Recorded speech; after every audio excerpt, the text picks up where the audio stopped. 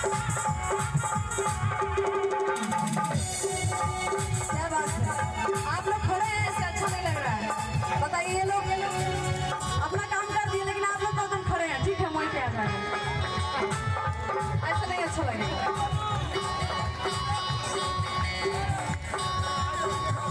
हाँ आप सुनिए, कहना है कैसे, सबके दिला तुम हरिया डाली बाबा